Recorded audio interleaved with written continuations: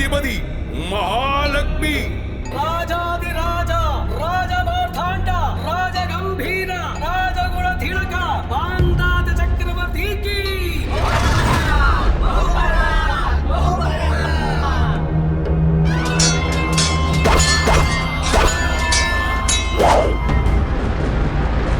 ராட்சசரின் அட்டாசம் எல்லை மீறி கொண்டிருக்கிறது. தர்மத்தை சீரழிக்க தொடங்கிவிட்டார்.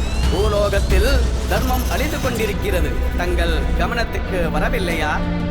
இதுக்கு பரிகாரம் தேட வல்ல சாமர்த்தியம் இருப்பது சூரியபுத்திரனுக்கு மட்டுமே சாத்தியமானது. நாராயண நாராயண.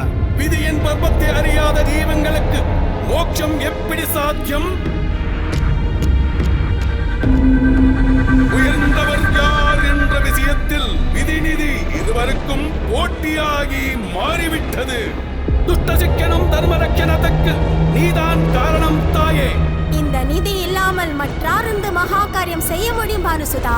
செல்வம் சொத்தும் மோகத்தை உண்டாகி அதர்மத்தை கைப்பற்றி லோகத்தில் குழப்பம் உண்டாகிறது தாயே.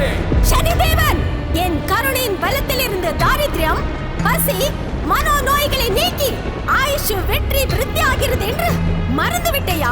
அனாச்சாரங்கள் மறைமுகமாக நிலைநிற்கும்படியாக செய்திருக்கிறேன். தர்மங்களையும் போதனை செய்யும் அளவுக்கு பிரபலமான சாயா சுத்தா. அடம் பிடித்தால் முழு சிருஷ்டியையும் என் பிடியில் வைத்து சமாளிப்பவள் நான். தாயே, இந்த கால பைரவன் சிடன் இவனுடனே போட்டியா? லோகங்களையும் வசப்படுத்திக் கொண்டு தர்மத்தை பாதுகாக்கும் உயிரொன்று பூலோகத்தில் உத்பவமாகும்.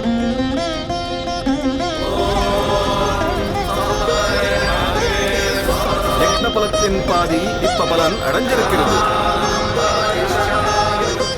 உங்கள் ஆட்சியில் நாங்கள் பணியாற்றுவதற்கு நன்றியை தெரிவித்துக் கொள்கிறோம். அப்படி என்றால் உங்கள் பேச்சின் பொருள்? பூமியில் உள்ள அனந்த சாம்ராஜ்யத்தை வென்ற 10 திசைகளுக்கும் பரவி பின்னால் முடி சுற்றினால் தர்ம வீரர்களுக்கு பிரச்சனை தரும் தர்மகூடனுக்கு பொருத்தமான தண்டனையாக வேண்டும், தக்க சாத்தியாக வேண்டும். ஜெய் விஜய் பவா, ஜெய் விஜய் பவா.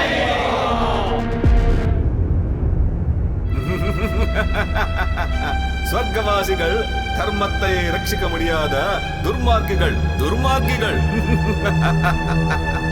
விதி மற்றும் நிதி போட்டிக்கு நிர்ணயிக்கும் மேடை தயாராக இருக்கிறது. காஞ்சானம் சிரேஷ்டமா, கர்மம் சிரேஷ்டமா? அதென்ன கடோரம் கொடுமையாக இருந்தாலும் மின்னமாக தங்கம் போல் பிரகாசிக்கவனுக்கு வாய்ப்பு கிடைக்கட்டும். ஐஸ்வர்யமதம், ஆரோக்கியமதம் தயாராகிற மதாந்தா. மாயாகத்துக்கு தன்மயாகத்துக்கு. ருத்ர பிரம்மாதிர்களே, தேவேந்திராதி அஷ்டதிக்பாலகர்களே, இந்த பிரம்மாண்டத்திலே கண்டறியாதவை விதிலீலை வினோதங்களை காண்பீர்கள். சத்தியத்துக்கு விரோதமாக நடக்காத உன் குணம் உன் ரட்சையாக இருக்கட்டும். உன் இஷ்டப்படி நடந்துக்கோ பிராணேஸ்வரி. வருகிறேன் சுவாமி.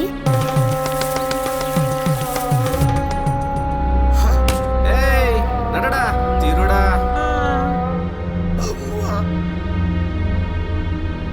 இவன் திருடன் என்று நிர்பித்த பிறகு இவனுடைய ஒரு கால் மற்றும் ஒரு கை துண்டித்து விடுங்கள். ஆகட்டும் பிரபு. விதி எழுதப்பட்ட விதியே. உயிரினங்கள் நடந்து கொள்ள வேண்டியது எல்லா காலத்திலும் நடந்தே தீர வேண்டும். என்ன குற்றமோ நான் அறி